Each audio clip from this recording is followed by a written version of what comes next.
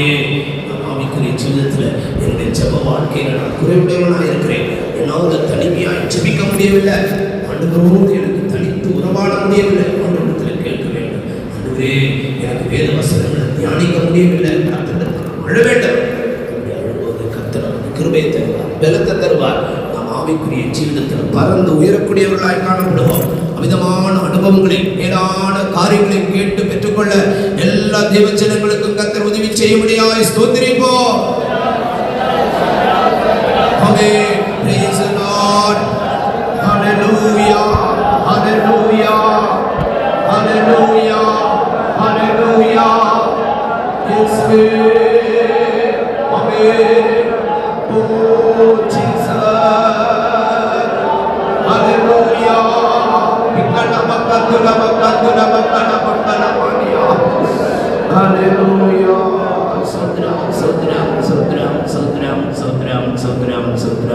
நாம் ஒவ்வொரு சுத்திகரிப்பு கூட்டத்தில் வரும்போதும் நம்முடைய ஜீவிதம், நம்முடைய சுபாவங்கள் மாற வேண்டும். நாம் பரிசுத்தத்திலிருந்து பரிசுத்தத்தை நோக்கி வளர வேண்டும். நீதியிலிருந்து நீதியை நோக்கி நாம் வளர வேண்டும். நீதியில் நாம் அவருடைய முகத்தை என்ன செய்யலாம்? தரிசிக்கலாம். நீதியில் அவருடைய முகத்தை நாம் தரிசிக்க முடியும். நீதி என்று சொல்வது அவருடைய வேத வசனத்தின்படி நம்முடைய ஜீவிதத்தை நாம் அமைத்துக் கொள்வது. அல்லாவிட்டால் அவருடைய சுபாவங்களில் மாறுகிற வேத வசனம் வார்த்தை என்று சொல்வது இயேசுவை தான் வெளிப்படுத்தி காண்பிக்கிறது. அந்த இயேசுவை போல நம்ம மாற வேண்டும். அந்த இயேசுவை நம்முடைய ஜீவிதத்தில் அனுபவமாக்க வேண்டும். அதுதான் நீதி. அந்த நீதியில் நாம் யாருடைய முகத்தை காணலாம்? இயேசுதான் நீதி. தான் அவரே நமக்கு ஞானமும் பரிசுத்தமும் நீதியும் அவர் என்ன மீட்புமானார். மீட்புமானார் 4 காரியம் சொன்னார். அவர்தான் நீதி. அந்த நீதியில தான் யாருடைய முகத்தை பார்க்க முடியும்? இயேசுவின் முகத்தை பார்க்க முடியும். இயேசு இல்லாமல் நீதி இல்லை. இயேசு இல்லாமல் ஒருவன் நீதிமானா என்ன செய்ய முடியாது? மாற முடியாது. தேவனுடைய வசனம் ஒரு மனிதனை உருவாக்காவிட்டால், தேவனுடைய வசனம் ஒரு மனிதனுக்குள்ள கிரியை செய்யாவிட்டால் அவன் நீதிமானாய் மாற முடியாது. அதுதான் வேத வசனம். அதுதான் ஆண்டவராகிய இயேசு கிறிஸ்து. அந்த வேத வசனத்தில் இயேசுவின் மூலமாகத்தான் நாம் தேவனுடைய முகத்தை பார்க்க முடியும், நீதியை பார்க்க முடியும். அதனால தான் ஆண்டவர் சொல்லிட்டார், என்னை அல்லாமல் ஒருவனும் பிதாவினிடத்தில் வரா. ஒருவனுக்கு வர முடியாது. நம்ம அதை உணர்ந்து இந்த நாட்களில் ஆவிக்குரிய ஜீவிதத்தில் அவருடைய சுபாவத்தில் நம்ம வளர வேண்டும். அவருடைய சாயலுக்கு ஒப்பாய் நாம் மாற வேண்டும். அதுக்கு தான் கர்த்தர் நம்மளை அழைத்திருக்கிறார். ஏதோ இந்த உலகத்துல சில காரியங்களை செய்ய முடியாத அல்ல. நம்முடைய ஜீவிதமும் நம்முடைய சுபாவமும் அவரை போல மாற வேண்டும். மெய்யான அந்த பரிசுத்தத்திலும் நீதியிலும் உண்டான அந்த புதிய மனுஷனை இயேசு கிறிஸ்துவை தரித்துக் கொள்ள கர்த்தர் இந்த சுத்திகரிப்பு கூட்டத்தின் மூலமாய் ஒவ்வொருவருக்கும் உதவி செய்யும்படியாய் ஸ்தோத்திரிப்போம். ஆமென். ஹல்லேலூயா. இயேசுவே ஸ்தோத்திரம், ஸ்தோத்திரம், ஸ்தோத்திரம், ஸ்தோத்திரம், ஸ்தோத்திரம், ஸ்தோத்திரம், ஸ்தோத்திரம், ஸ்தோத்திரம், ஸ்தோத்திரம், ஸ்தோத்திரம், ஸ்தோத்திரம், ஸ்தோத்திரம். கோரபக்கதுரபக்கலபனா ஷபானா இபஹதுரமக்கலானி சகதுரானியா. ஆமென். ஹல்லேலூயா. ஆமென். இபானா ஷபஹனா இதுனா நிமம் ஷனக்கலானியா. ஹல்லேலூயா. ஆமென். ஹல்லேலூயா. ஸ்தோத்திரம், ஸ்தோத்திரம், ஸ்தோத்திரம், ஸ்தோத்திரம், ஸ்தோத்திரம். கடந்த நாட்களில் நாம் சில வேதவசனங்களை எல்லாம் தியானித்து நம்மை சுத்திகரித்துக் கொண்டே இருந்தோம். நம்முடைய மனசாட்சியை நாம் சுத்திகரித்துக் கொண்டோம். நம்முடைய மனசாட்சி நம்மை குற்றப்படுத்தினால் தேவன் நம்முடைய மனசாட்சியை காட்டிலும் பெரியவராக இருக்கிறார். அப்படின்னா நமக்கு ஆண்டவரிடத்தில் தைரியம் இருக்கார். நம்முடைய மனசாட்சி, நம்முடைய இருதயம் அது கழுவி சுத்திகரிக்கப்பட வேண்டும். அது சுத்திகரிக்கப்பட்டால் தான் நாம் தேவனுடைய சுத்த இருதயம் உடையவர்கள் பாக்கியவான்கள். கர்த்தரை என்ன செய்வார்கள்? தரிசிப்பார்கள். நம்ம ஆண்டவருடைய முகத்தை தரிசிக்கும்படியாக புதிய எருசலேமாய் சீயோனாய் கர்த்தர் நம்மை வேறு பிரித்திருக்கிறார். அந்த பாக்கியம் அவருடைய பிள்ளைகளாகி நமக்கு கர்த்தர் இந்த நாட்களில் கொடுத்திருக்கிறார். அதை உணர்ந்து நம்முடைய ஜீவிதத்தை நன்றாக நாம் சுத்திகரித்துக் கொள்ள வேண்டும். நம்முடைய இருதயத்தை நாம் சுத்தமாய் பாதுகாத்துக் கொள்ள வேண்டும். இந்த இருதயம் மகா கேடுள்ளது அப்படி சொல்லி வாசிக்கிறோம். கேடுள்ளது. அதில் தந்திரம், பயங்கரமான வஞ்சகம், இதெல்லாம் இந்த இருதயத்தில் இருந்து என்ன செய்யும்? உருவாகும். எரேமியா 14ஆம் அதிகாரம் இல்லையா? வசீகள், இருதயமே எல்லாவற்றை காட்டிலும் திருக்குள்ளது, கேடுள்ளது அப்படின்னு வாசி. 17:9 வாசி. 17:9. மகா கேடுள்ளதுமாயிருக்கிறது, அதை அறியத்தக்கவன் யார்? அதை அறியத்தக்கவன் யார்? எல்லாவற்றை பார்க்கிலும் இருதயம்தான் என்ன செய்ய, எப்படிப்பட்டது? கேடு, மகா கேடுள்ள. அது திருக்குள்ள, திருக்குன்னு சொன்னா அப்படியே முறுக்கி பிடிச்சிட்டு அதை திருக்கு, கேடுள்ள.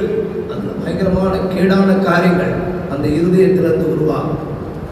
ஆண்டவர் அதனால தான் இருதயத்திலிருந்து, ஒரு மனிதனுடைய இருதயத்திலிருந்து தோன்றி அவனை தீட்டுப்படுத்தக்கூடிய காரியங்களை குறித்து சொல்லியிருக்கிறார்.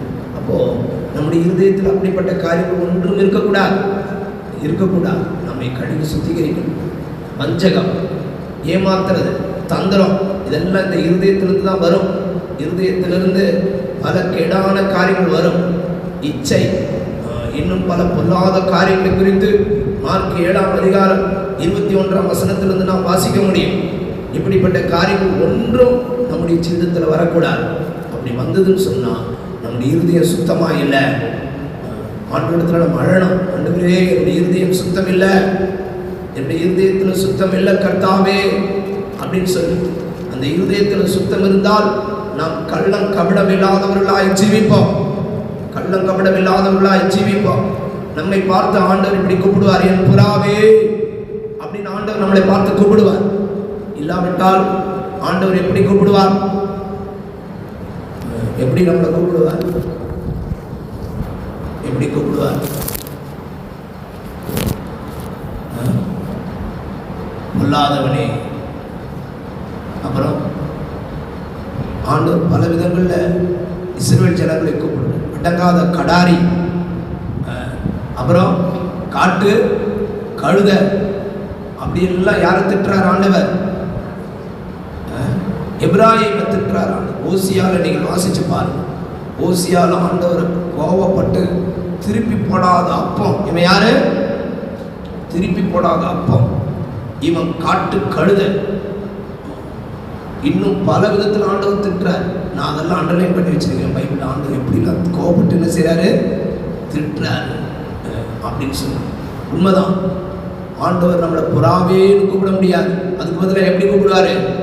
காட்டு கழுத அப்படின்னு சொல்லுவார். அப்படி இருக்கக்கூடாது. நம்ம தெய்வ சமூகத்தில் இருதயத்தை கள்ளங்கபடமாய் வைத்துக்கொள்ளும். கள்ளங்கபடம் இல்லாத நிலவரத்தில் பாதுகாத்துக்கொள்ளும். தந்திரம் இருக்கக்கூடாது. மற்றவங்களுக்கு விரோதமாய் செய்கிற துரோகம், இன்னைக்கு அநேகருடைய இருதயம் அப்படிதான் இருக்கு. துரோகம் செய்யறாங்க. துரோகம், தேவனுக்கு துரோகம் செய்யறது மட்டுமல்ல, தேவனை வஞ்சிக்கிறது மட்டுமல்ல, மனுஷனை என்ன செய்யறாங்க? வஞ்சிக்கிறாங்க. குடும்பத்தில் துரோகம் செய்கிறார். அப்படி நம்ம செய்தால் நம்முடைய இருதயம், நமக்கு சமாதானம் இருக்காது.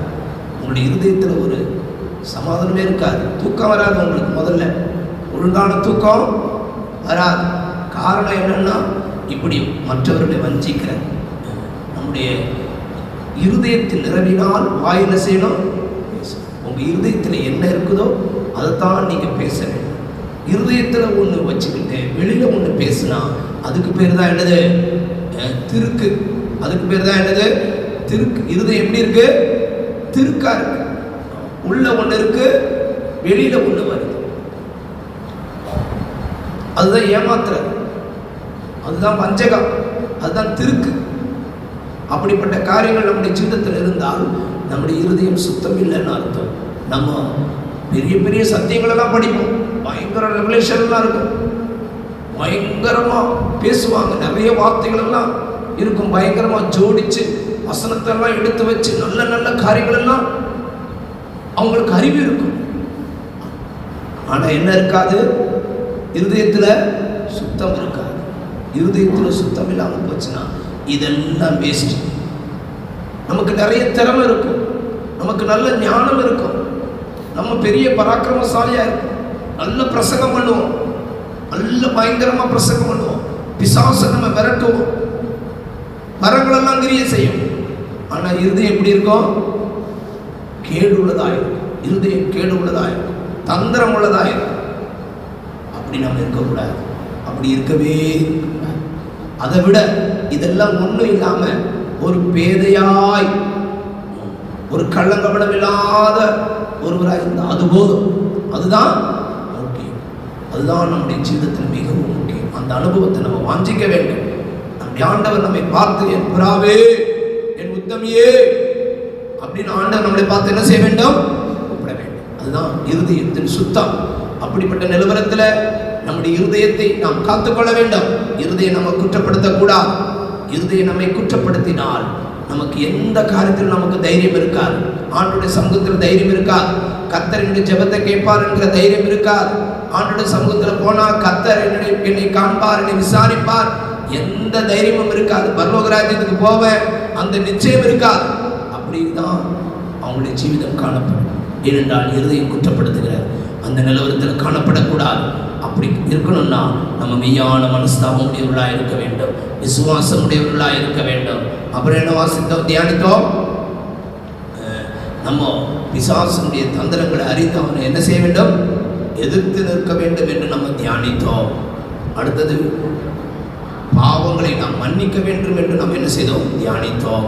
அது மாத்திரமல்ல, நம்ம ஒரு ஆளுக்கு விரோதமாக பாவம் செய்யும்போது ரொம்ப ஜாக்கிரதையாக என்ன செய்யணும்? ஒரு ஆளுக்கு விரோதமாக கிரியை செய்யும்போது மிகவும் ஜாக்கிரதையாக இருக்க வேண்டும். அதுதான் டிபெண்டன்ஸ்ன்னு சொல்றது, மெய்யான மனம் திரும்புதல் என்று சொல்வது. ரொம்ப ஜாக்கிரதை உடையவர்களாய் நம்முடைய ஜீவிதத்தை காத்துக்கொள்வதை அது காண்பிக்கிற. ஏதாவது சில காரியங்களை செஞ்சுட்டு வந்து சும்மா சாரி அப்படி சொல்லிகிட்டே இருப்பாங்க. அதெல்லாம் உடனே என்ன செய்யாது? மன்னிக்கப்படாது. அப்படி சில காரியங்களை குறித்து நம்ம தியானித்தோம்.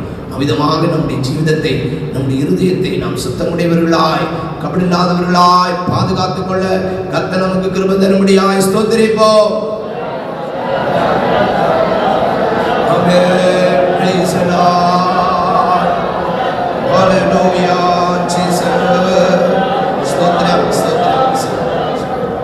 இனி நம்ம ஒரு சில வேத வசனங்களை தியானித்து வாசிப்போம். மீகா 4ஆம் அதிகாரம் 6ஆம் வசனத்திலிருந்து நாம் வாசிப்போம். மீகா 4ஆம் அதிகாரம் 6ஆம் வசனத்திலிருந்து நாம் வாசிப்போம். கர்த்தர் சொல்கிறது என்னவென்றால், அந்நாளிலே நான் நொண்டியானவளை சேர்த்து தள்ளுண்டவளையும் தீங்கு அனுபவித்தவளையும் கூட்டிக்கொண்டு நொண்டியானவளை மீதியான ஜனமாகவும் தூரமாய் தள்ளுண்டு போனவளை பலத்த ஜாதியாகவும் வைப்பேன். அவர்கள் பேரில் கர்த்தர் சீயோன் பர்வதத்திலே இது முதல் என்றென்றைக்கும் ராஜாவாய் இருப்பார். மந்தையின் துருக்கமே, சீயோன் குமாரத்தின் அரணே, முந்தின ஆளுகை உன்னிடத்தில் வரும், ராஜரிகம் எருசலேம் குமாரத்தின் இடத்தில் வரும். கர்த்தருடைய பரிசுத்த நாமம் மகிமைப்படுவதாக. இங்கே நம்ம வாசிக்கும்போது 2 முக்கியமான நபர்களை குறித்து ஆண்டவர் சொல்கிறார். ஒன்று நொண்டியானவள், இன்னொன்று தள்ளுண்டவள். இந்த 2 பேரும் பார்த்தீங்கன்னு சொன்னால் அவர்களை குறித்து ஆண்டவர் சொல்லும் பொழுது, உன்னுடைய முந்தின ஆளுகை உன்னிடத்தில் திரும்பி வரும், ராஜரீகம் திரும்பி வரும், எருசலேம் குமாரத்தின் இடத்தில் வரும். இவர்கள் இருவரும் இந்த கூட்டத்தார், முக்கியமாக இந்த கூட்டத்தார் அவர்கள் ஆளுகையை இழந்து போனார்கள், ராஜரீகம் அவர்களுக்கு இருந்தது. இந்த 2 காரியத்தையுமே அவர்கள் இழந்து போயிருந்தார்கள். ஏன் இழந்து போனார்கள் என்று சொன்னால், பாருங்கள், நொண்டியானவள் என்று சொல்லும் பொழுது ஆவிக்குரிய ஜீவிதத்தில் ஒரு மேன்மையான நோக்கத்தோடு கர்த்தர் நம்மை அழைத்தார், தெரிந்து கொண்டார். நல்ல தரிசனம் அவர்களுக்கு இருந்தது. அந்த தரிசனத்தின்படி அவர்கள் ஜீவித்து கொண்டிருந்தார்கள். ஆனால் ஒரு குறிப்பிட்ட காலத்துக்கு பிற்பாடு அவர்களுடைய ஜீவிதம் என்ன ஆகிவிட்டது? அவர்களுடைய ஆவிக்குரிய தரிசனத்தை அவர்கள் இழந்து போனார்கள். அவர்கள் முடவர்களானார்கள், இல்லாவிட்டால் நொண்டியானவர்களாய் மாறிவிட்டார்கள். இப்போ அவர்களால் புதிய எருசலேமை குறித்தோ சியோனை குறித்தோ தரிசனம் இல்லாதவர்களாக, கர்த்தர் தங்களை எதற்காக அழைத்தார், எதற்காக தெரிந்து கொண்டார் என்கிறதான அந்த நோக்கத்தை இழந்தவர்களாக அவர்கள் காணப்படுகிறார்கள். அதனால தான் நொண்டியானவள் என்று சொல்கிறார். இஸ்ரவேல் ஜனங்களை குறித்து தான் ஆண்டவர் இந்த காரியத்தை சொல்கிறார். ஆண்டவர் அவர்களை மேன்மையான அழைப்பை கொடுத்தார், அவர்களுக்கு மேன்மையான தெரிந்து கொள்ளுதலை கர்த்தர் கொடுத்தார். ஆண்டவர் சொன்னார், நீங்களே சகல சாதியிலும் எனக்கு சொந்த சம்பத்தாயிருப்பீர்கள், என்னுடைய பரிசுத்த ஜனமாயிருப்பீர்கள் அப்படின்னு சொல்லி கர்த்தர் பூமியில் இருக்கிற எல்லா ஜனங்களிலும் அவர்களை தனக்காக தன்னுடைய சொந்த சம்பத்தாக ஆண்டவர் தெரிந்து கொண்டார்.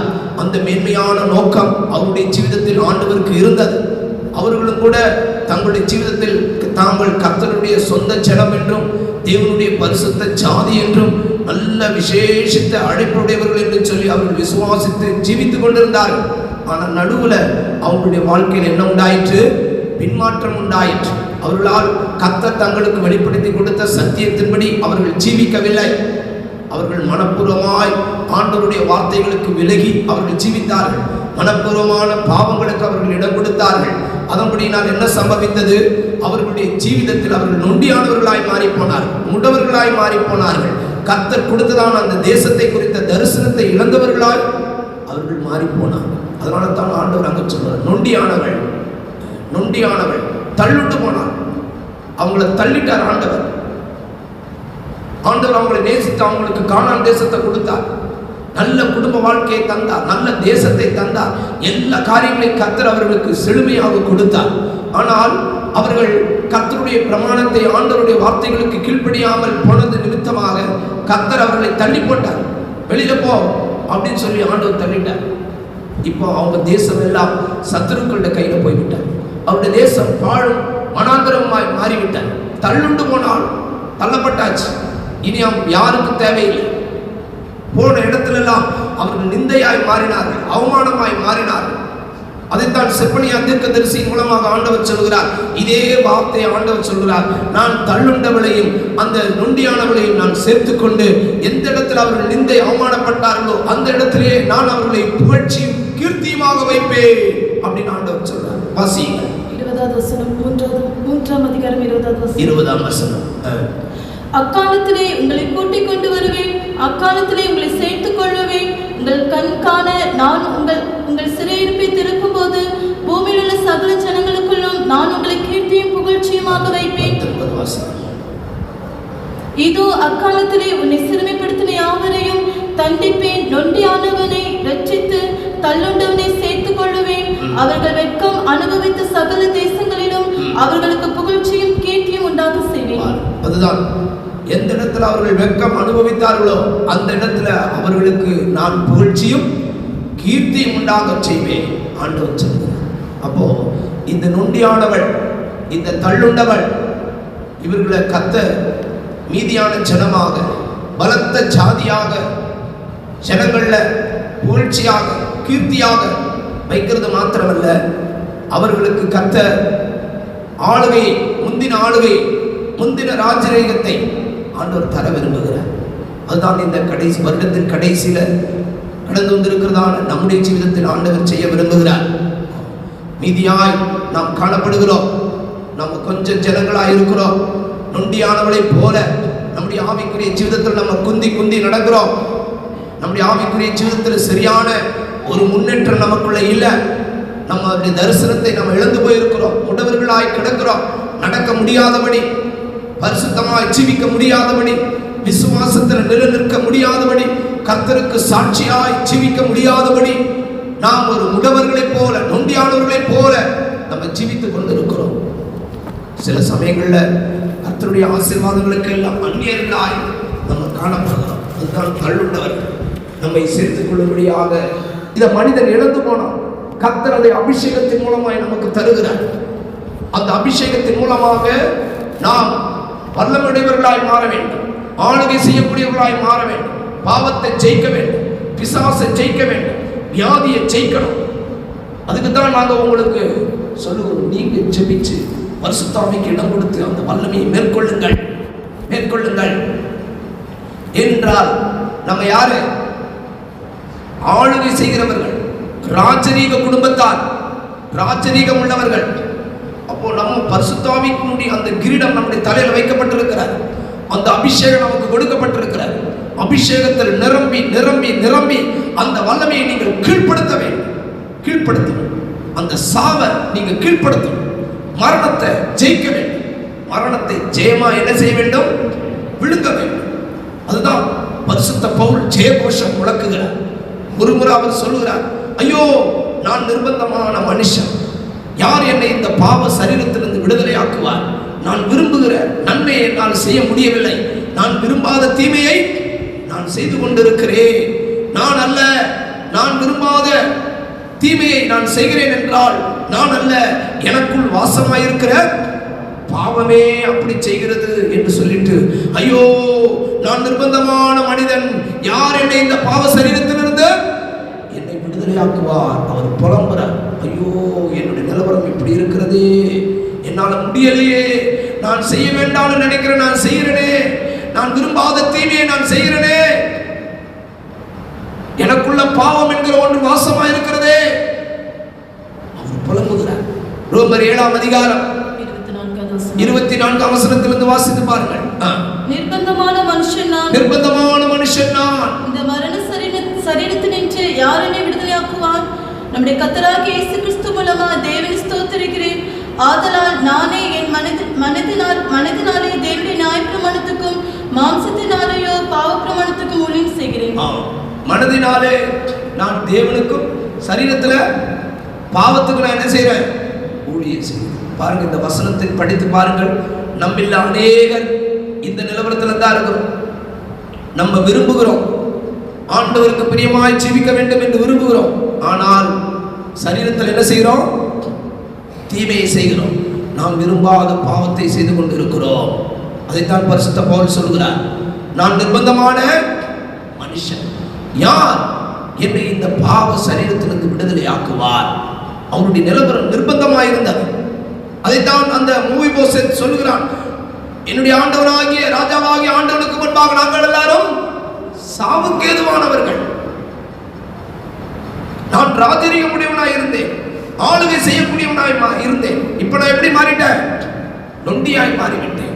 நான் சாவுக்கு ஏதுவானவனாய் மாறிவிட்டேன். கர்த்தர் எனக்கு அபிஷேகம் கொடுத்திருந்தார், எனக்கு ஆளுகையை கொடுத்திருந்தார், ஜெய ஜீவிதத்தை கொடுத்திருந்தார், பரிசுத்த வாழ்க்கையை கொடுத்திருந்தார்.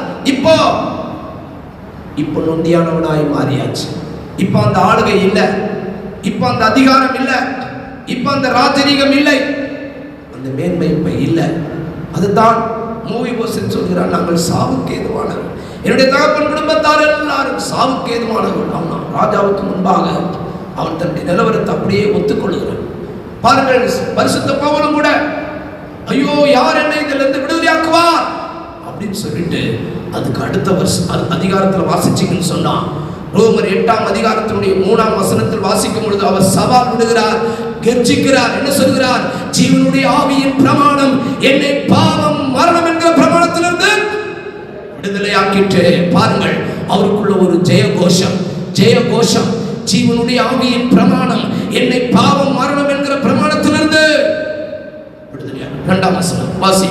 கிறிஸ்து இயேசுவினாலே ஜீவனுடைய ஆவியின் பிரமாணம், கிறிஸ்து இயேசுவினாலே ஜீவனுடைய ஆவியின் பிரமாணம் என்னை பாவ மரணம் என்பவைகளின் பிரமாணத்தினின்று விடுதலையாக்கி. நாம் ஒவ்வொருத்தரும் சொல்லணும், அபிஷேகம் பெற்ற ஒவ்வொரு தேவனுடைய பிள்ளையும் சொல்ல வேண்டிய வார்த்தை, கிறிஸ்து இயேசுவினாலே ஜீவனுடைய ஆவியின் பிரமாணம் என்னை பாவம் மரணம் என்கிற பிரமாணத்திலிருந்து என்ன செய்தது? அப்படின்னா என்ன அர்த்தம்? அந்த ஆளுகை, அந்த ராஜரீகம் திரும்ப என்ன செஞ்சிருச்சு?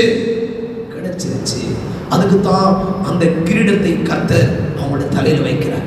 ஒவ்வொருத்தரும் அறிக்கை செய்ய வேண்டும், புலம்பக்கூடாது. ஐயோ நிர்பந்தமான மனுஷன். அது அப்போ, இப்போ எப்படி மாறிட்டாரு? கிறிஸ்து இயேசுவினாலே ஜீவனுடைய ஆவியின் பிரமாணம் என்னை பாவம் மரணம் என்கிற பிரமாணத்திலிருந்து என்ன செய்து விட்டது? விடுதலையாக்கி விட்டது. நொண்டியானவளா இருந்தால் புலம்பிட்டு, நான் நொண்டி ஆண்டவரே, ஓ நான் சாவுக்கு ஏதுவானவர், ஐயோ யார் என்னை இந்த மரண சரீரத்திலிருந்து விடுதலையாக்குவார் அப்படின்னு சொன்னா நீங்கள் நொண்டியானவள். உங்களுடைய ஆவிக்குரிய ஜீவிதத்தில் அந்த ஆளுகை இழந்து போனீர்கள். உங்களுடைய ஆவிக்குரிய ஜீவிதத்தில் கர்த்தர் கொடுத்ததான அந்த ராஜரீகத்தை இழந்து போனீர்கள். அபிஷேக தைலமாகிய அந்த கிரீடம் இல்லை.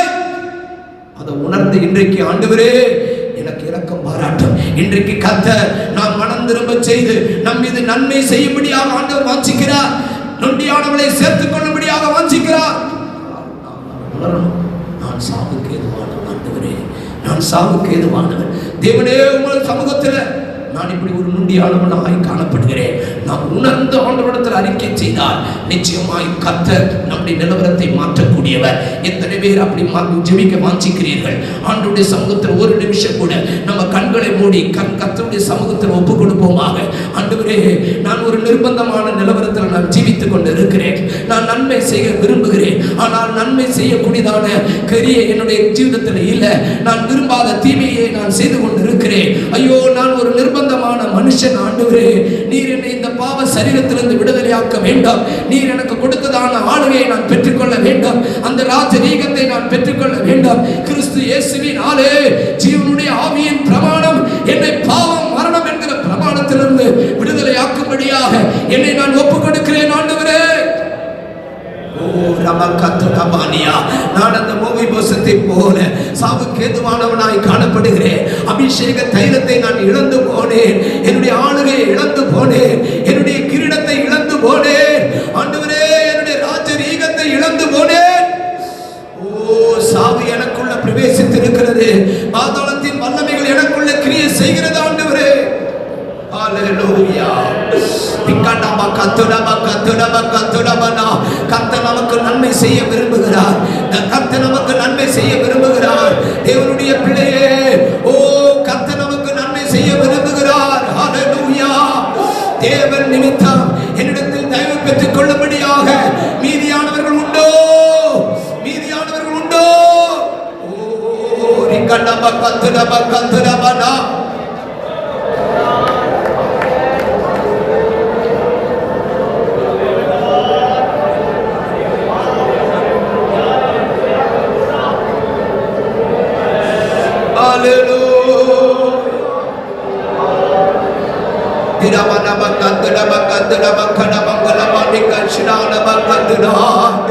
ஆண்டவரே, என்னுடைய ஆளுகையை தாரும். ஆண்டவரே, திரும்ப வரும். எருசலேம் குமாரத்தின் இடத்தில் அந்த ஆளுகை, அந்த ராஜரீகம் திரும்ப வரும். அவரே, தேவனுடைய பிள்ளையே, ஆண்டவருடைய கண்கள் உனக்கு தயவு கிடைத்திருக்கிறது. விசுவாசத்தோடு கர்த்தருடைய கரத்தில் ஒப்பு கொடுப்பாயாக. ஓ, என்னிடத்தில் தயவு கிடைக்கும் வரைக்கும் மீதியானவர்கள் உண்டோ என்று கர்த்தர் நம்முடைய மத்தியில் அசைவாடி கொண்டிருக்கிறார். ஆண்டவரே, என்னை மீதியாக வைத்திருக்கிறீர். அது உம்முடைய தயவு, அது உம்முடைய தயவு. உம்முடைய ஆண்டவருடைய கரத்தில் ஒப்பு கொடுங்கள். கர்த்தர் நமக்கு நன்மையை செய்ய விரும்புகிறார். அந்த முந்தின ஆளுகையை தர விரும்புகிறார். ஆமென்.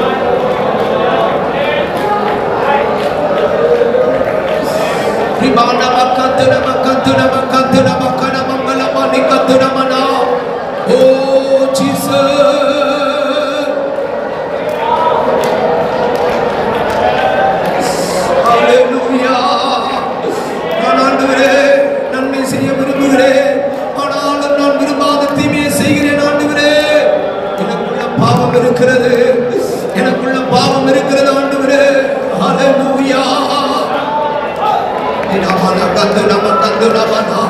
நான் சாவுக்கு ஏதுவானவனாய் காணப்படுகிறேன். தேவனே, உமக்கு முன்பாக நான் ஒரு சாவுக்கு ஏதுவானவனாய் காணப்படுகிறேன். அறிக்கை செய்யுங்கள், அறிக்கை செய்யுங்கள், தாழ்த்துங்கள். கர்த்தர் நம் மீது தயவு கொள்ளும்படியாக வாஞ்சிக்கிறார்.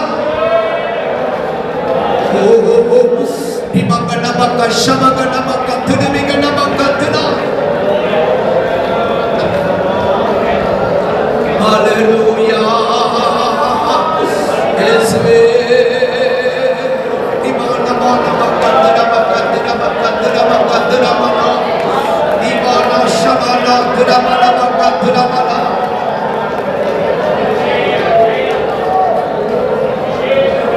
Amen. நம்முடைய நிலவரத்தை நாம் உணர்ந்து ஆண்டவரிடத்தில் ஒப்புக் கொடுக்கும் பொழுது கர்த்தர் நொண்டியானவளை சேர்த்துக் கொள்கிற தேவன். நொண்டியானவளை ஆண்டவர் மீதியான ஜனமாகவும் தள்ளுண்டவளை பலத்த சாதியாகவும் கர்த்தர் மாற்ற வாஞ்சிக்கிறார். நாம் எந்த இடத்துல நிந்திக்கப்பட்டமோ அவமானப்படுத்தப்பட்டமோ அந்த இடத்திலேயே கர்த்தர் நம்மை புகழ்ச்சியும் கீர்த்தியுமாய் ஆண்டவர் இந்த வருடத்தின் கடைசியில் நம்மை மாற்ற ஆண்டவர் வாஞ்சிக்கிறார். அதற்காக நாம் சரியான முறையில் ஆண்டவருடைய அந்த தயவை பெற்றுக்கொண்டு மனம் திரும்ப வேண்டும். அவருடைய தயவு நமக்கு நன்மை செய்யும்படியாக ஆசையாய் அது கிரியை செய்து கொண்டிருக்கிறார். ஆனபடியினால் நம்முடைய ஜீவிதத்தில் அந்த நொண்டியான அனுபவத்தை நாம் கண்டுபிடிக்க வேண்டும். சாவுக்கு ஏதுவான காரியங்கள் இருந்தால் அந்த சாவுக்கு ஏதுவான காரியங்கள் இருந்தெல்லாம் அபிஷேக தைலமாகி அந்த கிரீடத்தில் பெற்றுக்கொண்டு அந்த அபிஷேக தைலத்தினால் ஆளுகையும் ராஜரீகத்தையும் பெற்றுக்கொள்ள கர்த்தர் நமக்கு தொடர்ந்து உதவி செய்யும்படியாய் ஸ்தோத்திரிப்போம். ஸ்தோத்திரம் ஸ்தோத்திரம் ஸ்தோத்திரம் ஸ்தோத்திரம். ஏன் இந்த மேவிபோசேத் அவன் அந்த நான் சாவுக்கேதுவான என்னுடைய தகப்பனுடைய குடும்பத்தார் எல்லாரும் சாவுக்கேதுவானவன் என்று அவன் சொல்ல காரணம் என்ன? காரணம் சவுல் அவன் ராஜாவாய் அபிஷேகம் பண்ணப்பட்டான். அபிஷேகம் பண்ணப்பட்டாலும் சரி அவனுடைய ஜீவிதத்தில் காணப்பட்டதான கீழ்ப்படியாமை அவனுடைய ஆளுகையை இழந்து போக செய்தது. அவனுடைய ராஜ மேன்மை அவனுக்கு என்ன செய்ய செய்தது? இழந்து போக செய்தது. சவுலுக்குள்ள காணப்பட்டதான சில சாவுக்கேதுவான காரியங்கள் தான் அவனுடைய சந்ததியே சாவுக்கேதுவானவர்களை என்ன செஞ்சிருச்சு? மாற்றிவிட்டார். இந்த யோனத்தானோ அல்லாவிட்டால் மேவிபோசேத்தோ சாவுக்கேதுவான காரியங்கள் செய்யவில்லை. அதனால தான் அவன் சொல்றான், என்னுடைய தகப்பன் குடும்பத்தார் யாவரும், நான் அப்படின்னு சொல்லல, என்ன சொல்றான்? தகப்பன் குடும்பத்தார் யாவரும் சாவுக்கேதுவானவர் அப்படின்னு சொன்னா அவனுடைய தகப்பன் குடும்பத்தார்ல இருந்தே அந்த நியாயத்திற்கு, தேவனுடைய நியாயத்திற்கு யார் மேல வந்துருச்சு? சவுலுடைய குடும்பத்தார் மேல வந்துருச்சு. அதற்கு காரணம் என்னவென்றால் அவன் தேவனுடைய வார்த்தைக்கு கீழ்ப்படியாமைதான் இன்றைக்கு சாவுக்கு ஏதுவான காரியத்துக்கு காரணம். அபிஷேக தைலம் இழந்து போகிறதுக்கு காரணம் கீழ்ப்படியாமை. ஆளுகை இழந்து போகிறதுக்கு காரணம் கீழ்ப்படியாமை. ராஜரீகத்தை அந்த மேன்மையை இழந்து போவதற்கு காரணம் கீழ்ப்படியாமை தான். 1 சாமுவேல் அதில் நம்ம வாசிக்கும் பொழுது பாருங்கள், ஆண்டவர் சவுலை பார்த்து சொல்கிறார், என்ன சொல்கிறார்? நீ போய் அமலேக்கியரை முற்றிலுமாய் நீ என்ன செய்? முற்றிலுமாய் நீ சங்கரித்து போடு அப்படின்னு சொல்றார். இவன் போய் யுத்தம் பண்ணுகிறான். ஆனால் ராஜாக்களை சிறப்பிடித்து கொண்டு வருகிறான். ஆடு மாடுகளில் மேன்மையானதெல்லாம் அவன் என்ன செஞ்சிட்டான்? மிச்சம் வச்சுட்டான். முற்றிலுமாக அவன் அழித்து போடலை. ஆனால் சாமுவேல் வந்து கேட்கும்போ, கர்த்தரால் ஆசீர்வதிக்கப்பட்டவரே, நீர் சொன்னது போல நான் என்ன செஞ்சிட்டேன்? உங்க வார்த்தையை நான் நிறைவேற்றிட்டேன்னு சொல்லுவேன். சாமுவேல் கேட்கிறார், அப்படின்னா இந்த ஆடு மாடு சத்தம்லாம் இந்த கேட்குது, இந்த சத்தம்லாம் என்னது அப்படின்னு சொல்லி கோபப்படுகிறார். அப்போ உடனே அவன் வார்த்தையை மாத்திரம் என்ன சொல்றான்? இது உங்களுடைய தேவனுக்கு பலியிடும்படியாக உங்களுடைய தேவன், அவனுடைய தேவன் அல்ல. யாருடைய தேவன்? சாமுவேலுடைய தேவனா மாறிட்டார். இவனை அபிஷேகம் பண்ணதெல்லாம் மறந்துட்டார். என்ன அபிஷேகம் பண்ணது யாரு? தேவன் அப்படிங்கிறத அவன் மறந்துட்டான். இப்போ எனக்காக நான் பிடிச்சிட்டு வரல, யாருக்காக? உங்களுக்காக நான் பிடிச்சிட்டு வந்தேன், உங்களுடைய தேவனுக்காக நான் பிடிச்சிட்டு வந்திருக்கேன். அப்போ சாமுவேல் என்ன சொல்கிறார் பாருங்கள், வாசிங்கள். 1 சாமுவேல் 15ஆம் அதிகாரத்தில் வாசிக்கும் பொழுது வாசிங்கள், 22ஆம் வசனத்திலிருந்து வாசிங்கள். அதற்கு சாமுவேல், கர்த்தருடைய சத்தத்துக்கு கீழ்ப்படிகிறதை பார்க்கிலும் சர்வாங்க தகனங்களும் பள்ளிகளும் கர்த்தருக்கு பிரியமாயிருக்குமோ? பலியை பார்க்கிலும் கீழ்ப்படிதலும் ஆட்டுக்கடாக்களை நினைத்தை பார்க்கிலும் செவி கொடுத்தலும் உத்தமம். பலியை பார்க்கிலும் எது முக்கியம்? கீழ்ப்படிதல் தான் முக்கியம். இன்றைக்கு அந்த அனுபவம் பிள்ளைகளுக்குள்ள குறைந்திருக்கிற, தெய்வ ஜனங்களுக்குள்ள குறைந்திருக்கிற. தாய் தகப்பன்மார்களுக்கு பிள்ளைகள் கீழ்ப்படுகிறது இல்லை. ஆனால் நல்ல அபிஷேகம் இருக்கு. அந்த அபிஷேகத்தில் என்ன இருக்காது? என்ன இருக்காது? ஆளுகை இருக்காது, ராஜரீகம் இருக்காது. தாய் தகப்பன்மார்களுக்கு கீழ்ப்படியாம என்ன அந்நிய பாஷை பேசினாலும் சரி, அந்த அபிஷேகத்தில் என்ன இருக்காது? பவர் இருக்காது, வல்லமை இருக்காது. அதுதான் இவனுக்கு சம்பவித்து விட்டார். இவன் அபிஷேகம் பண்ணப்பட்டவன் தான், ஆனால் அவன் கீழ்ப்படியவில்லை. தேவனுடைய வார்த்தைக்கு அவன் கீழ்ப்படியாமல் போனான். அதனால பாருங்கள், அங்கேயே அவனுக்கு ஒரு தீர்ப்பு கொடுத்துட்டார். என்ன கொடுக்கிறார்? 23ஆம் வசனம் வாசியுங்கள். இரண்டாம் பண்ணுதல் வெள்ளை சூனிய பாவத்துக்கும் முரட்டாட்டம் பண்ணுதல் அவபக்திக்கும் விக்கிரக ஆராதனைக்கும் சரியா இருக்கிறது. நீர் கர்த்தருடைய வார்த்தையை புறக்கணித்தபடியினாலே, கர்த்தருடைய வார்த்தையை புறக்கணித்தபடினால், அதாவது கீழ்ப்படியாமல் போனபடியினால் அவர் உம்மை ராஜாவாய் இராதபடிக்கு புறக்கணித்து தள்ளினார் என்றார். இங்க ராஜ மேன்மை என்ன ஆயிடுச்சு? போயிடுச்சு. ஆளுக போயிடுச்சு, அதிகாரம் போயிடுச்சு. ஆண்டவர் புறக்கணிச்சு தள்ளிட்டார். போ, நீ தேவையில்லை. அபிஷேகம் பண்ணது ஆண்டவர் தான், ஆனால் கீழ்ப்படியாமல் போனதுனால அந்த ஆளுகை இல்லை, அந்த அதிகாரம் இல்லை. ஆண்டவர் புறக்கணித்து தள்ளிவிட்டார். நம்முடைய ஜீவிதத்தில் நம்ம கீழ்ப்படியாமல் போனால், கீழ்ப்படியாமை அது எந்த ஃபார்ம்ல வந்தாலும் சரி, நமக்கு என்ன இருக்காது? அதிகாரம், ஆளுகை இருக்காது. ஒருவேளை கர்த்தருடைய வார்த்தைக்காக இருக்கலாம், இல்லாவிட்டால் தாய் தகப்பன்மார்களுக்காக இருக்கலாம், இல்லாவிட்டால் முதியோருடைய வார்த்தைக்கு கீழ்ப்படியாதவர்களாக இருக்கலாம். அப்படி இருந்தால் நம்முடைய ஆளுகை நமக்கு என்ன செய்து? முதியவர்களை நாம் கனம் பண்ண வேண்டும், கனம் பண்ணணும். அதுதான் வசனம் சொல்லுது.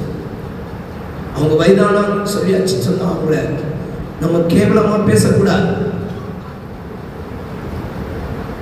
பரிசுத்த பவுல் தீமோத்தேயுக்கு சொல்லும் பொழுது, நீ முதியவர்களை என்ன செய்யாத? கடிந்து கொள்ளாதே.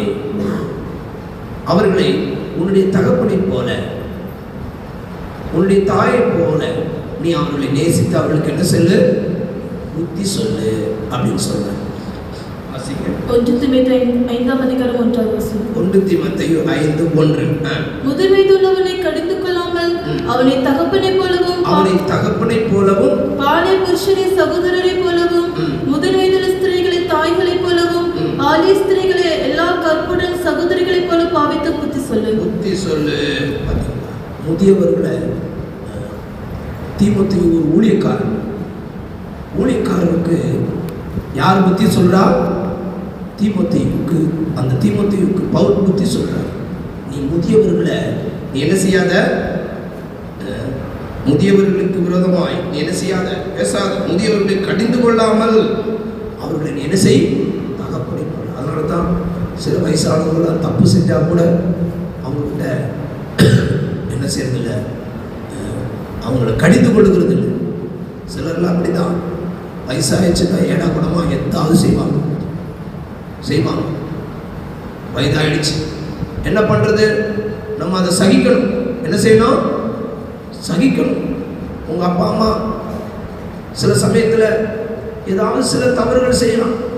வயதான சமயத்தில் அவங்களுக்கு மனசுல சில பாரங்கள் இருக்கும், சில கவலைகள் இருக்கும்.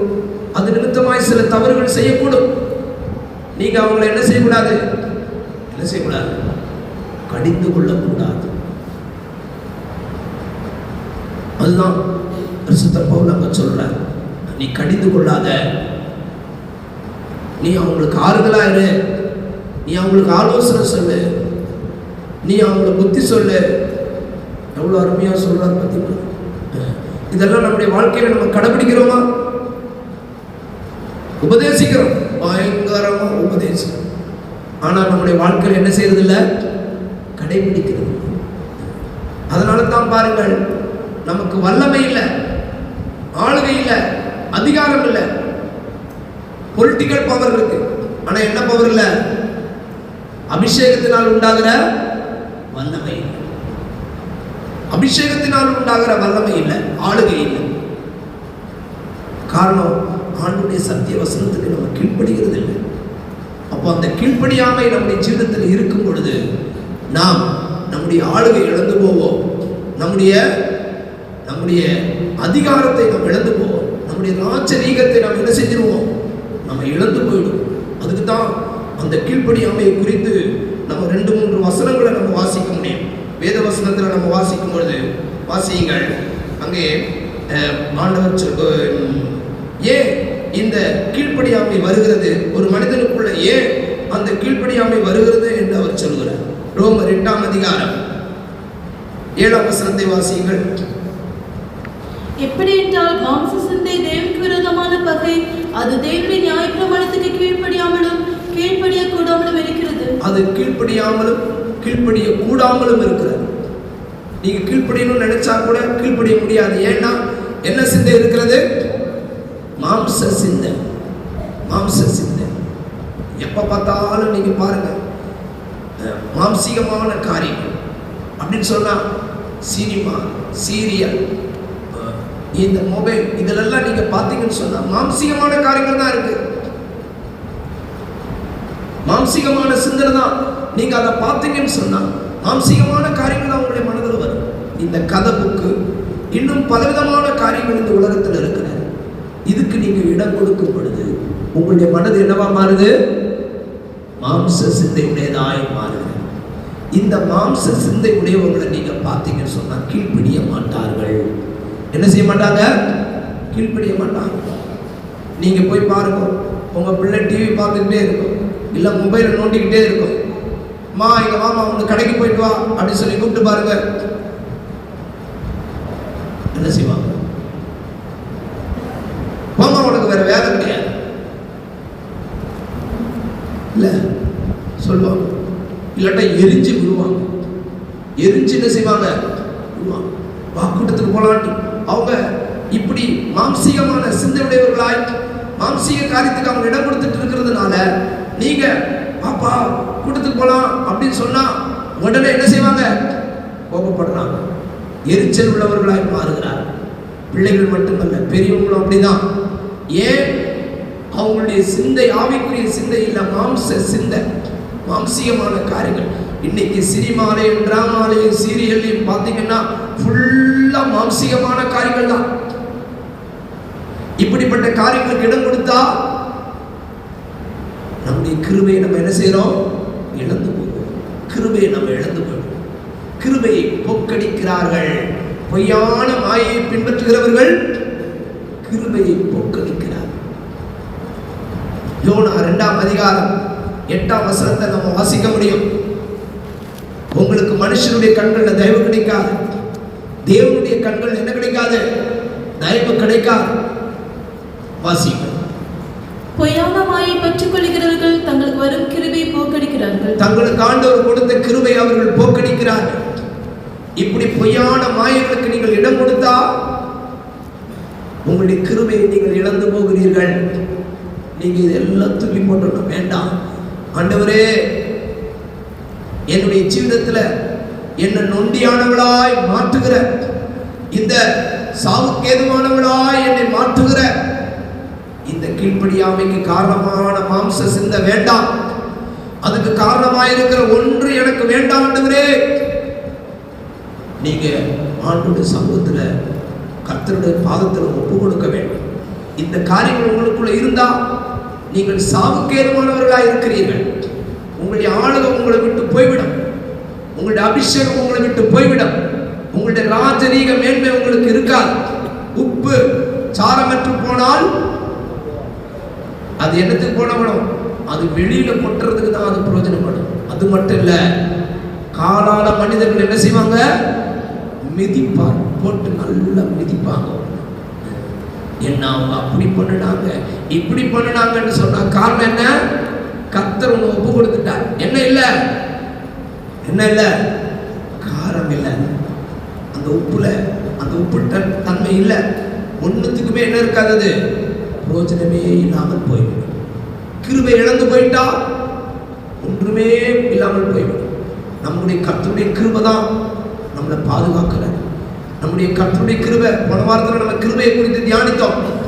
கிருபை நம்மளை என்ன செய்கிறது? நடத்துகிறது.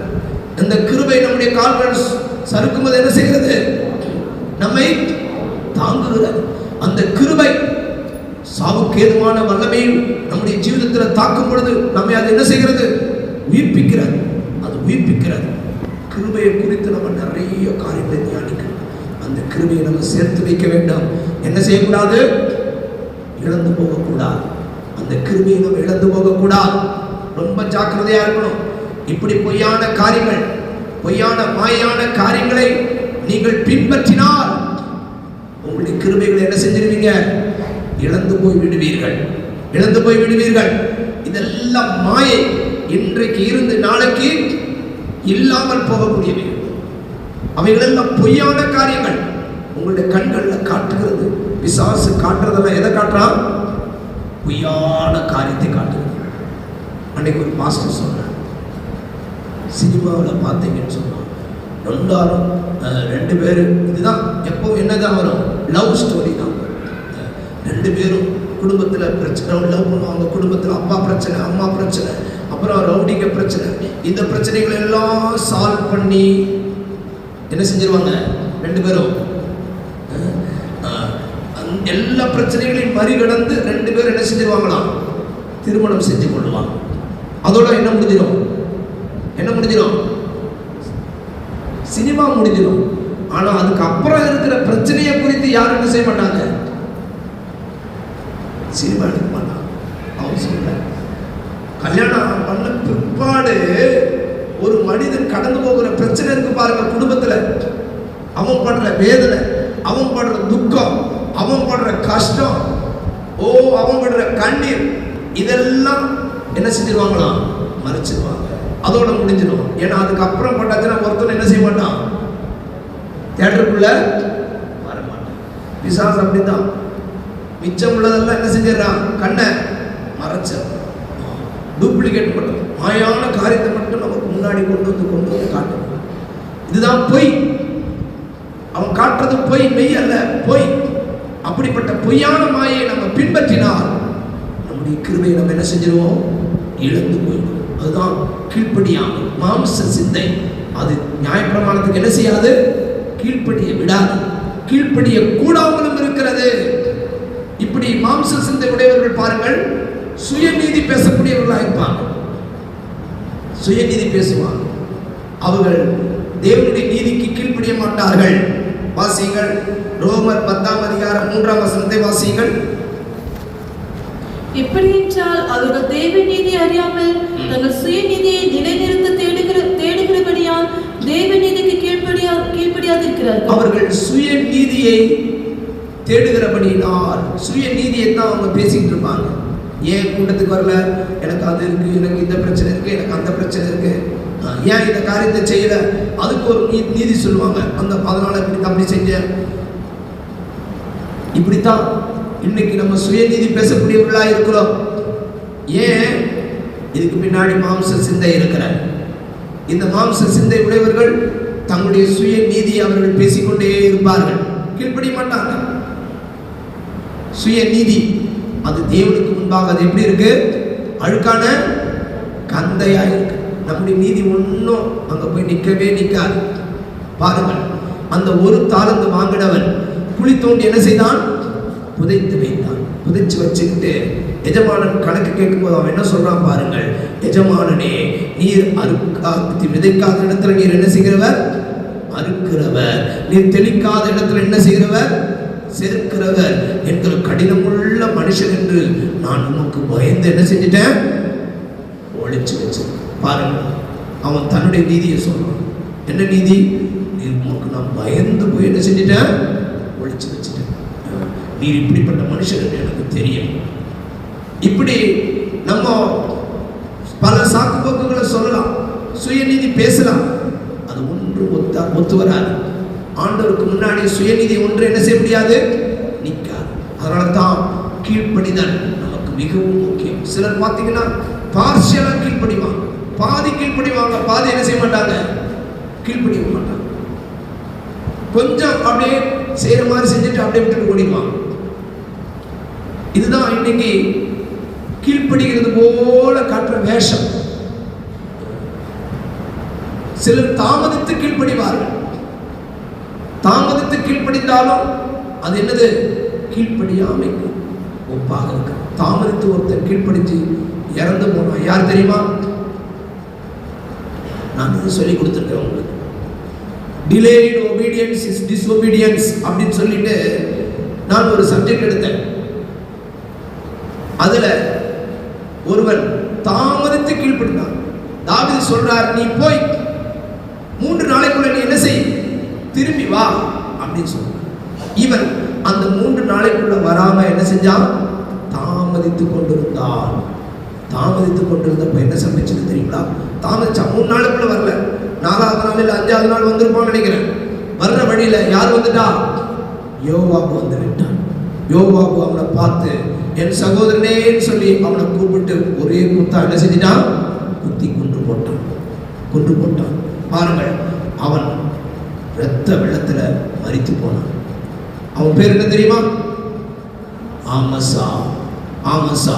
வாசிங்கள் 2 சாமுவேல் 19 இல்லையா? 20ஆம் அதிகாரம் 4வது வசனம். 20ஆம் அதிகாரம் 4வது வசனம் வாசி. பின்பு ராஜா அமாசாவை பார்த்து, நீ யூதா மனுஷரை 3 நாளைக்குள்ளே என்னிடத்தில் வரவழைத்து நீயும் கூட வந்திருக்க வேண்டும் என்றான். அப்பொழுது அமாசா யூதாவை அழைப்பிக்க போய் தனக்கு குறித்த காலத்தில் வராமல் தாமதித்திருந்தான். பாருங்கள், இப்ப தாமதிச்சதுனால என்ன சம்பவித்தது? 8ஆம் வசனத்தை வாசியுங்கள். அவர்கள் கிபியோன் கிட்ட இருக்கிற பெரிய கல்லண்டையிலே வந்தபோது அமாசா அவர்களுக்கு எதிர்பட்டு வந்தான். யோவாபு தான் உடித்துக் கொண்டிருக்க தன் சட்டையின் மேல் ஒரு கச்சையை கட்டி கொண்டிருந்தான். அதில் உரையோடு ஒரு பட்டயம் அவன் இடுப்பண்டையிலே தொங்கிற்று. அவன் புறப்படுகள் அது விழுந்தது. அப்பொழுது யோவாப் அமாசாவை பார்த்து, என் சகோதரனே, சுகமாய் இருக்கிறாயா என்று சொல்லி அமாசாயை முத்தம் செய்யும்படி தன் வலது கையினால் அவன் தாடியை பிடித்து தன் கையில் இருக்கிற பட்டயத்துக்கு அமாசா எச்சரிக்கை இராத போது யோவாப் அவன் குடல்கள் தரையிலே சரிந்து போகத்தக்கதாய் அதனால் வயிற்றிலே ஒரே குத்தாக குத்தினான். அவன் செத்து போனான். பாத்தீங்களா அவனுடைய நிலவரம்? தாமதித்ததுனால என்ன ஆச்சு? அவன் செத்து போனான். நம்முடைய நிலவரம், நம்ம கீழ்ப்படுகிறோம். அந்த கீழ்ப்படுகிறதுல நம்ம டிலே பண்ணக்கூடாது. என்ன செய்யக்கூடாது? தாமதிக்கக்கூடாது. சொன்னால் அது அப்படியே நம்ம செய்ய வேண்டும். சிலர் செய்வாங்க, அதிலே விட்டுருவாங்க. சிலர் அப்படி தாமதித்து என்ன செய்வார்கள்? அப்படி செய்தால் நாம் கானானுக்குள்ள பிரவேசிக்க முடியாது. நாம் கீழ்ப்படியாமல் போனால் கானானுக்குள்ள பிரவேசிக்க முடியாது. அதுதான் ஆரோனுக்கும் மோசேவுக்கும் சம்பவித்தது. ஆண்டவர் ஆரோனை பார்த்து சொல்கிறார், மேரிபாவின் தண்ணீர்களிடத்தில் நீங்கள் எனக்கு கீழ்ப்படியாமல் போனபடியினால் நீ என்ன செய்ய மாட்டாய், கானானுக்குள்ள பிரவேசிக்க மாட்டாய். என்னாகமம் 20ஆம் அதிகாரம் 24ஆம் வசனத்தை வாசியுங்கள்.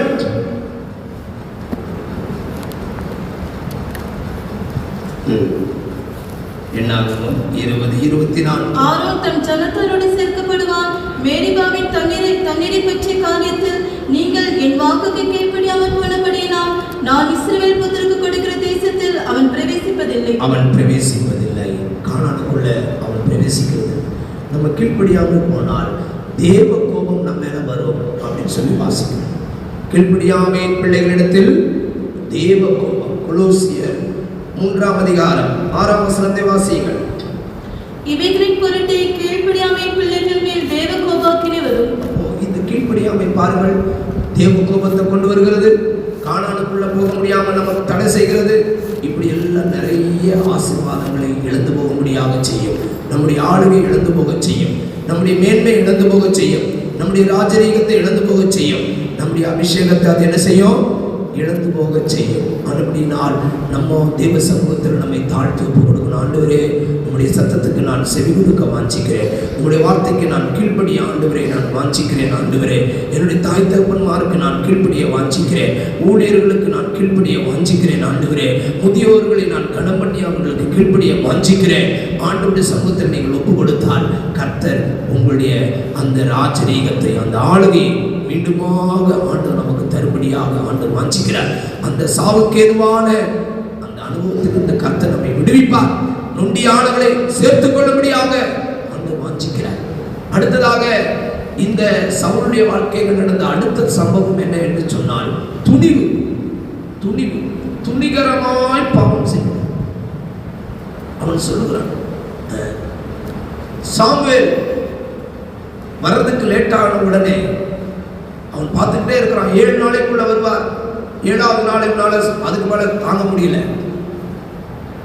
சர்வாங்க தகன பலிகளையும் பாவ நிவாரண பலியும் அவனே என்ன செஞ்சிட்டான்? செலுத்தி விட்டான். உடனே அந்த சமயத்தில் அவன் முடிக்கும் போது சாமுவேல் வருகிறார். நீ என்ன செய்தாய்?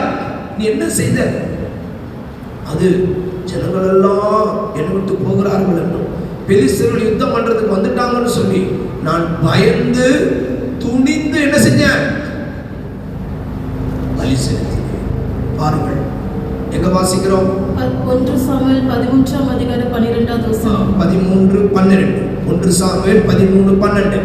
கில்காலில் பெலிஸ்தர் எனக்கு விரோதமாய் வந்து விடுவார்கள் என்றும் நான் இன்னும் கர்த்தருடைய சமூகத்தை நோக்கி விண்ணப்பம் பண்ணவில்லை என்றும் எண்ணி துணிந்து சர்வாங்க தகன பலி செலுத்தினேன் என்றும். எண்ணி துணிந்து சர்வாங்க பலியை செலுத்தினேன். எவ்வளவு பயங்கரமா இருப்பார். அடுத்த வசனம். சாமுவேல் சவுலை பார்த்து, புத்தீனமாய் செய்து உம்முடைய தேவனாகிய கர்த்தர் உமக்கு விதித்த கட்டளை கைக்கொள்ளாமல் போனேன். மற்றபடி கர்த்தர் இஸ்ரவேலின் மேல் உம்முடைய ராஜ்யபாரத்தை என்றென்றைக்கும் ஸ்திரப்படுத்துவார். இப்போது உம்முடைய ராஜ்யபாரம் நிலை நிற்காது. கர்த்தர் தம்முடைய இருதயத்துக்கு ஏற்ற ஒரு மனுஷனை தமக்கு தேடி அவனை கர்த்தர் தம்முடைய ஜனங்கள் மேல் தலைவனாய் இருக்க கட்டளையிட்டார். கர்த்தர் உமக்கு விதித்த கட்டளையை நீ கைக்கொள்ளவில்லையே என்று சொன்னான். அப்ப பாருங்கள், இங்க அவனுடைய ராஜ்யபாரம் நிலை நிற்காது அப்படின்னு அங்க ஆண்டவர் சொல்லிட்டார். ஏன்னா துணிந்து அவன் என்ன செய்யறான்? சிலதெல்லாம் துணிகரமாய் செய்கிறான். துணிகரமான பாவம் இன்றைக்கு அநேக தேவ ஜனங்களுடைய ஜீவிதத்துல சம்பவிக்கிறது தான். ஒரு காலத்துல அவங்களுக்கு ஆண்டவரை பத்தி தெரியாது. ஆண்டவரை பற்றி தெரியாததுனால அவங்க சில தவறுகளை செய்தார். ஆனால் தெரிந்தும் செய்யறாங்க பாருங்க, அதுக்கு பேர் தான் என்னது? துணிகரமான பாவம். இது தவறு, இது ஆண்டவருக்கு பிரியமில்லை அப்படின்னு சொல்லி அறிந்த பிற்பாடும் ஒரு மனிதன் செய்கிற பாவம் தான் துணிகரமான பாவம். ஊசா என்பவன் பாருங்கள், உடன்படிக்கை பெட்டிய ஆசாரிகள் தான் தொட வேண்டும் அப்படின்னு அவனுக்கு தெரியும். தெரிஞ்சுட்டு அவன் என்ன செஞ்சான்? தொட்டான். அதனால தான் வேதவசனத்தில் வாசிக்கிறோம், ஊசாவுடைய துணிவின் நிமித்தம் கர்த்தர் அவனை என்ன செய்தார்? அடித்தார் அப்படி சொல்லி வாசிக்கிறோம். வாசிங்கள்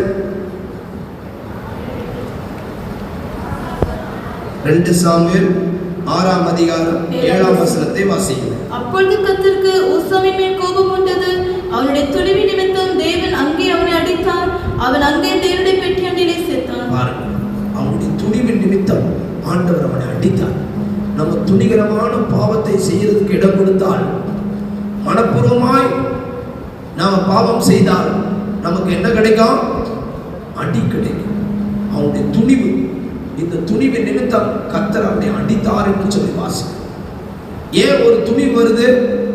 இந்த கிருபையின் காலத்துல அநேகருடைய இருதயங்கள் பழைய ஏற்பாட்டு காலத்துல ஜீவித்த தேவஜனங்களுடைய துணிகரத்தை காட்டிலும் இந்த புதிய ஏற்பாட்டு காலத்துல துணிகரமாய் தேவஜனங்கள் பாவம் செய்யறாங்க. காரணம் என்ன?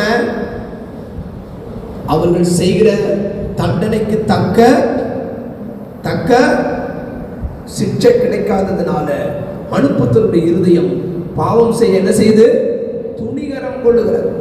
பிரசங்கி 8ஆம் அதிகாரம் 11ஆம் வசனத்தில் வாசியுங்கள். துர்க்கிரியைகளுக்கு தக்க தண்டனை கிடைக்காதபடியினால், துர்க்கிரியைக்கு தக்க தண்டனை சீக்கிரமாய் நடவாதபடியா? சீக்கிரமாய் அப்படின்னா அது நடக்கும். என்ன நடக்குது? ஆண்டவர் டிலே பண்றார். ஏன் டிலே பண்றார்? அவருடைய தயவு மனம் திரும்பும்படியாக ஏவிக் கொண்டிருக்கிறார். ஆண்டவர் நமக்கு நன்மை செய்யணும்னு விரும்புகிறார். அவர் தீமைக்கு மனஸ்தாபப்படுகிற தேவன். அதனால தான் அந்த ஆண்டவர் அது சீக்கிரமா நடக்காம ஆண்டவர் பார்த்துக்கிட்டே இருக்கிறார். மனம் திரும்புவான், என் பிள்ளை மனம் திரும்புவான் அப்படின்னு சொல்லி ஆண்டவர் காத்திருக்கிறார். அப்ப துர்க்கிரியைகளுக்கு தக்க தண்டனை சீக்கிரமாய் நடவாதபடியினால் மனுபுத்திரரின் இருதயம் பொல்லாப்பை செய்ய அவர்களுக்குள்ளே துணிகரம் கொண்டிருக்கிறது. பொல்லாப்பு செய்யறதுக்கு அது என்ன செய்யுது? துணிகரம் கொள்ளுது. ஏன் துணிகரம் கொள்ளுது? இன்னும் தண்டனை கிடைக்கல, சீக்கிரத்துல தண்டனை கிடைக்கல. அதனாலதான். ஆனால் இது கிருபையின் காலம். இந்த கிருபையின் காலம் முடிஞ்ச உடனே தொடங்குறது என்ன காலம்? நியாய தீர்ப்பின் காலம், உபத்திரவ காலம். அதுக்கு தான் நியாய தீர்ப்பின் காலம். அங்க இறக்கம் இல்லை, அங்க மன்னிப்பு இல்லை, அங்க சிக்ஷை கிருபையின் காலம் முடிந்த உடனே நியாயத்தீர்ப்பின் காலம் நமக்கு உண்டாகும்.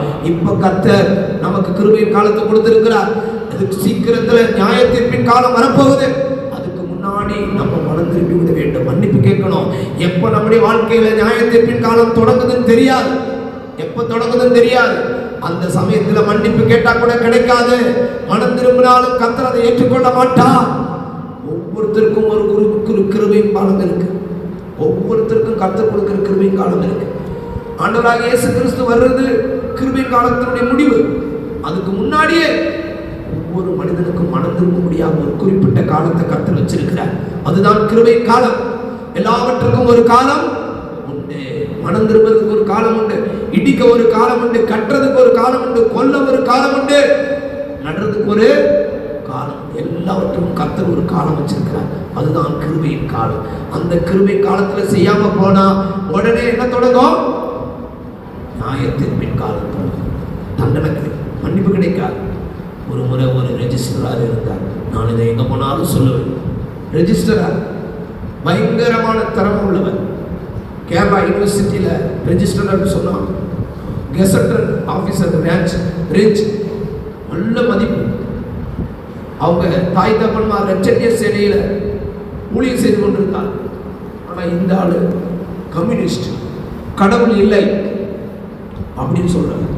அவங்க மனைவி நம்முடைய ரட்சிக்கப்பட்ட ஒரு அம்மா தாய்.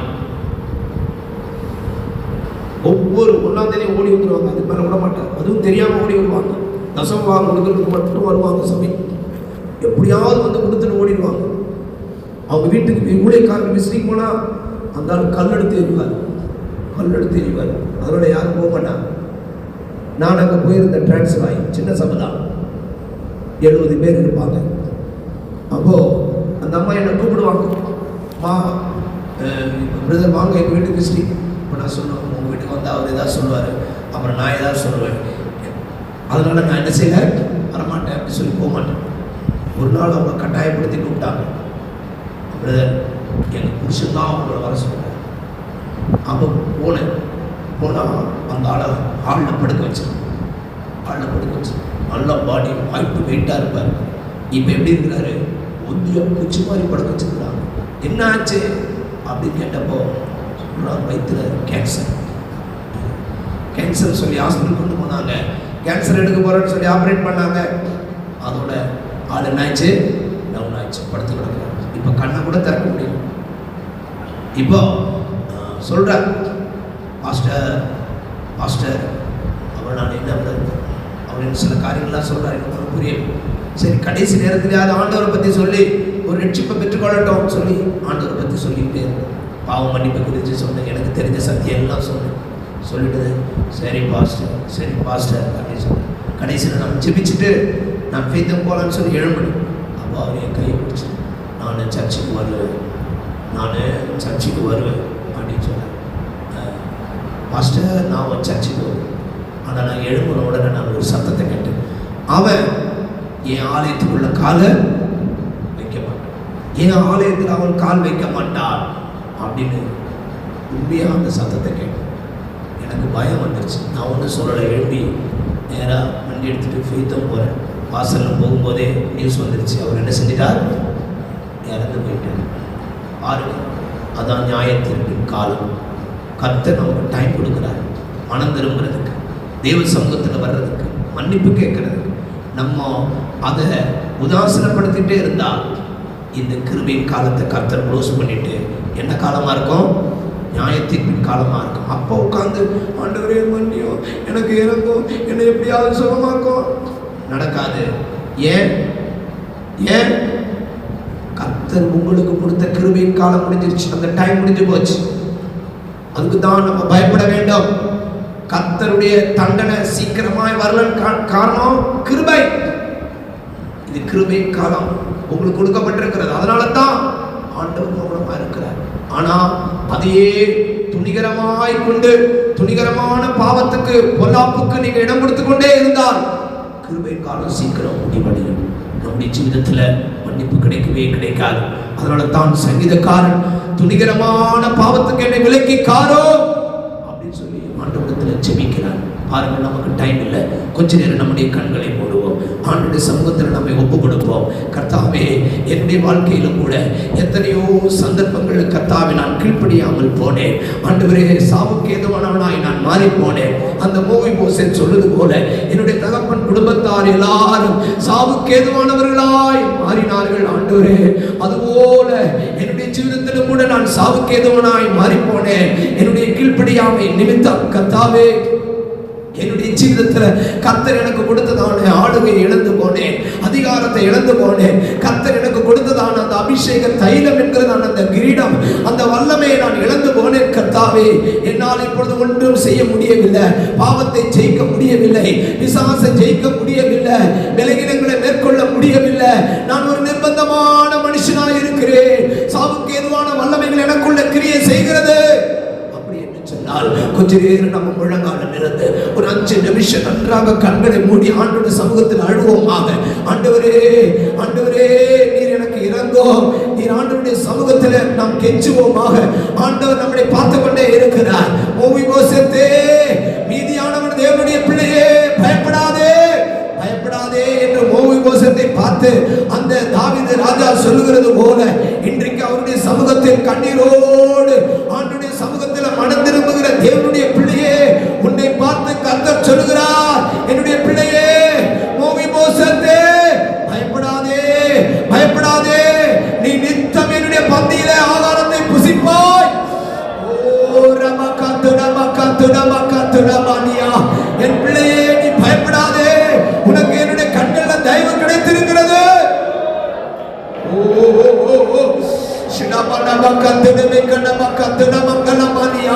அந்த வார்த்தையை நாம் கேட்கிற வரைக்கும் ஆண்டவருடைய சமூகத்தில் நம்மை தாழ்த்துவோம், நம்மை சுத்திகரித்துக் கொண்டே இருப்போம். ஆண்டவரே, நான் நொண்டியாய் மாறி போனேன். என்னுடைய பிறப்பு நன்றாகத்தான் இருந்தது, என்னுடைய ஜீவிதம் நன்றாகத்தான் இருந்தது. இப்பொழுது அதை நான் இழந்து போனேன். நான் முடவனாய் மாறி போனேன். ஓ ரபக்க துரான பக்க ஷனான பக்க துரானியா,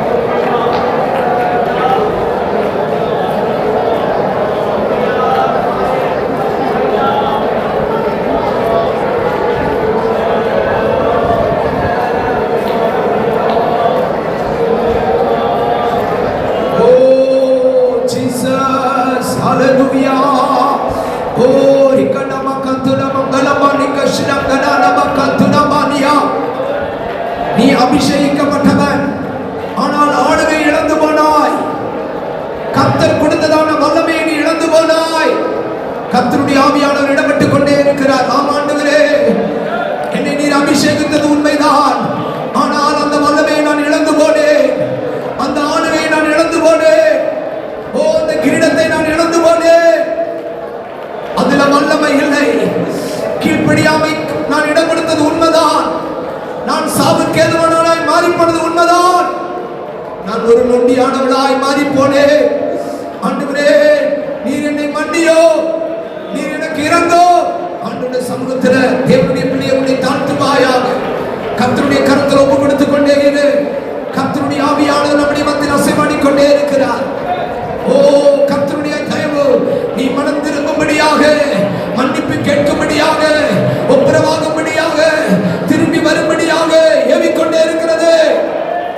ஓ நமக்கத்து நமக்கத்து நமக்கத்து நமக்கத்துடாய் இமானா சமஹத்து நமக்கலானியா.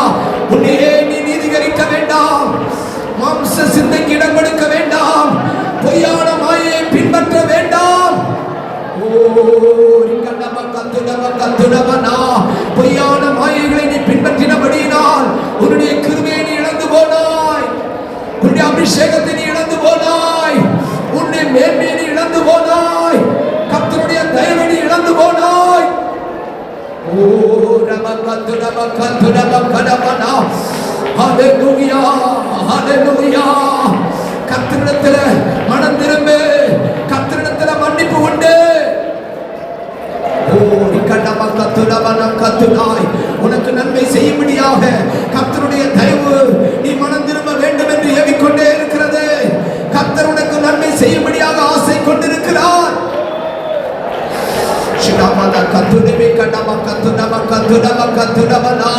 ஹல்லேலூயா, ஹல்லேலூயா, ஆமென்.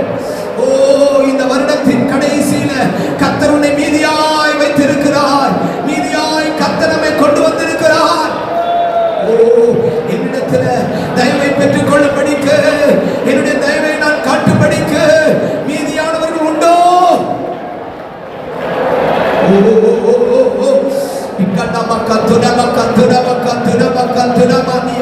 ஒப்பு கொடுத்துக் கொண்டே இருங்கள். கர்த்தருடைய ஆவியானவர் கிரியை செய்கிறார். இழந்து போன அபிஷேகத்தை கர்த்தர் தருகிறார். அந்த எஸ்தருடைய ராஜாத்தினுடைய தலையில் அகாஸ்வேரு ராஜா அந்த ராஜ கிரீடத்தை வைத்தது போல இன்றைக்கு அபிஷேக தைலமாகிய அந்த கிரீடத்தை கர்த்தருடைய தலையில வைக்கிறார். அந்த அபிஷேகம் உன்னை ஆளுகை செய்கிறவனாய் மாற்றும். கர்த்தருடைய மனக்கண்களை பிரகாசிக்க செய்கிறார். கர்த்தருடைய தரிசனத்தை தருகிறார். இதோ ஒரு கிரீடம் இறங்கி வருகிறது. உன்னுடைய தலையில் அந்த கிரீடத்தை கர்த்தர் வைக்கிறார். ஓ அபிஷேக தைலமாகிய கிரீடம், நீ அந்த கிரீடத்தினால் சத்துருவின் வல்லமைகளை நீ மேற்கொள்ளுவாய், பிசாசை நீ மேற்கொள்ளுவாய், மாதாளத்தின் வல்லமைகளை நீ மேற்கொள்ளுவாய், நீ மரணத்தை ஜெயிப்பாய்.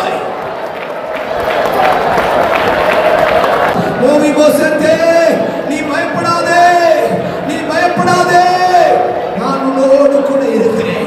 நீ எப்பொழுதும் என்னோடு கூட இருப்பாய், நீ எப்பொழுதும் என்னோடு கூட இருப்பாய்.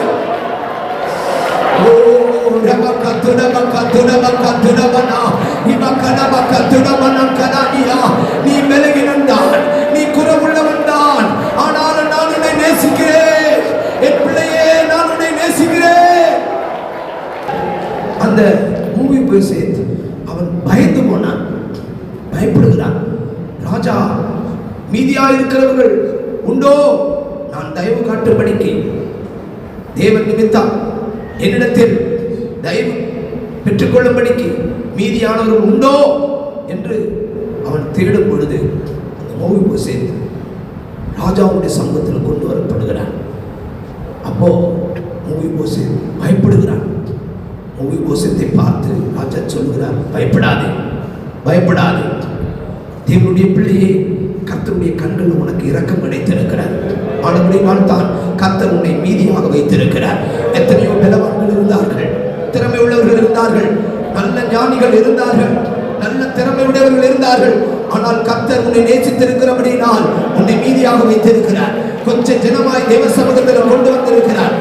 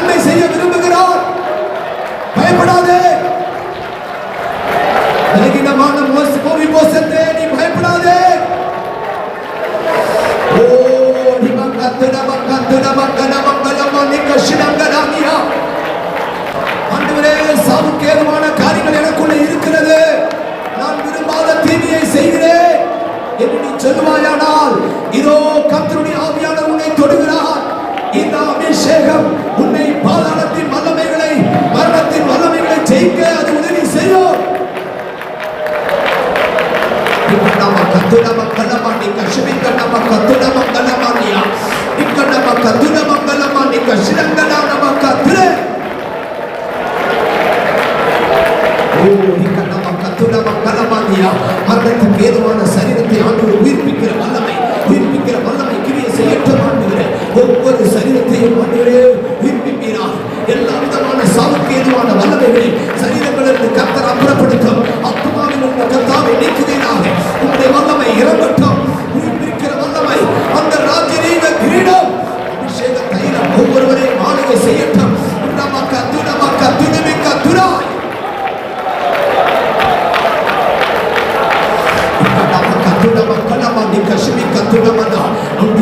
சேர்த்துக் கொள்ளுவேன் என்று சொன்னீர்களே ஆண்டவரே, என்னுடைய ஆவிக்குரிய வாழ்க்கையில நான் நொண்டி நடக்கிறேன். என்னுடைய ஆவிக்குரிய ஜீவிதத்தில் வளர்ச்சி இல்லை. என்னுடைய பரிசுத்த வாழ்க்கையில என்னால் முன்னேறி போக முடியவில்லை. நான் இந்த வருடத்தின் கடைசியில நொண்டியானவன் என்பதை நான் உணர்கிறேன். ஆண்டவரே, எனக்கு இரக்கம் பாராட்டும். நொண்டியானவனை சேர்த்துக் கொள்ளுவேன் என்று சொன்னீரே, நீர் என்னை சேர்த்துக் கொள்ளுமையா. ஓ, முந்தின ஆளுகையை திரும்ப தாரும், முந்தின ராஜரீகத்தை திரும்ப தாரும். தேவனுடைய பிள்ளையே, நீ அவமானப்பட்ட இடத்திலே கர்த்தர் உன்னை புகழ்ச்சியும் கீர்த்தியுமாய் வைப்பார்.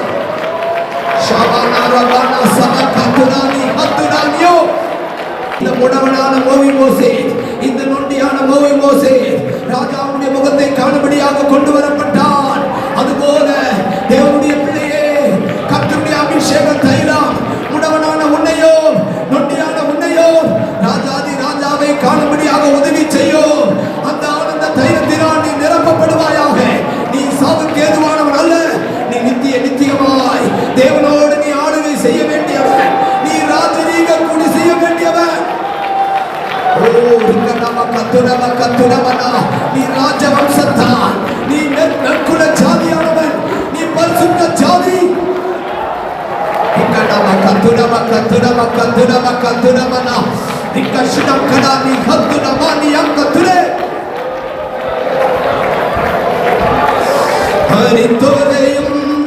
எடுப்பும் வல்லமை மரண சரீரம் மாற்றிடுவே.